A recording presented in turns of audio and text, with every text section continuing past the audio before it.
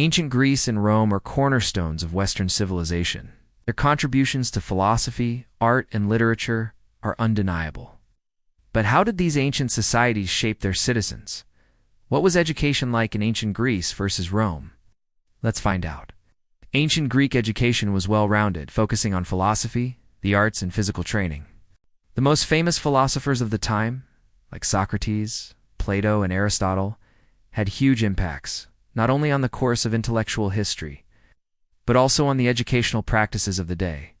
While there is some truth to the common characterization of Greek education as Athenian education, Athens being one of the most prominent city-states in ancient Greece, there were differences between the various states. For simplicity's sake, we'll focus on Athens.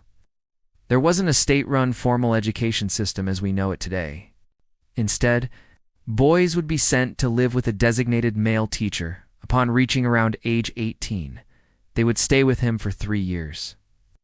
During this time, they'd receive instruction in reading, writing, music, poetry, mathematics, physical training, and public speaking. At the end of this period, they'd return home to prepare for marriage and take over their family business.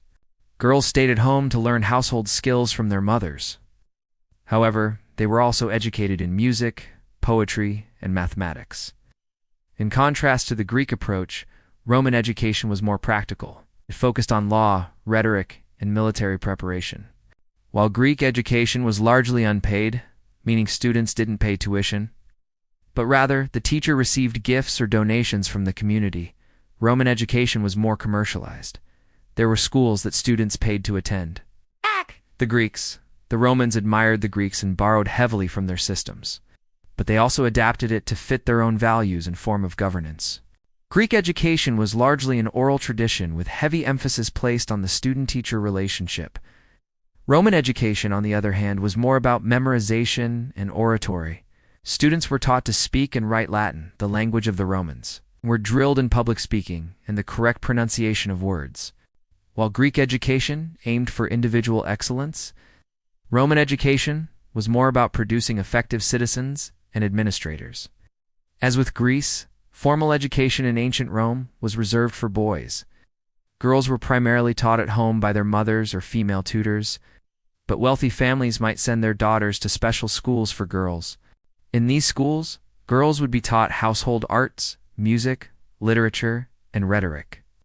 It should be noted that both Greek and Roman education took place in a much older setting than what we reaccustomed to today. Men were considered educated at the age of 40 and women at the age of 18. Due to the importance placed on rhetoric and public speaking in Roman education, Roman orators were known for using their right index finger to emphasize points while speaking. This inspired the school index, an educational platform offering courses on various topics designed to help learners of all ages expand their body of knowledge. A key difference between Greek and Roman education was the use of slaves as tutors. In Roman households, a slave named a pedagogus would be responsible for a particular child. They'd teach them everything from reading and writing to more advanced subjects like philosophy and rhetoric. Once the student was old enough, the pedagogus would accompany them to school and remain in charge of their behavior and progress. In more affluent households, there would be a separate teacher who would come to the house to give private lessons. Both Greek and Roman education had a significant impact on the course of history. They laid the foundation for many of the ideas and principles that are still taught in schools today.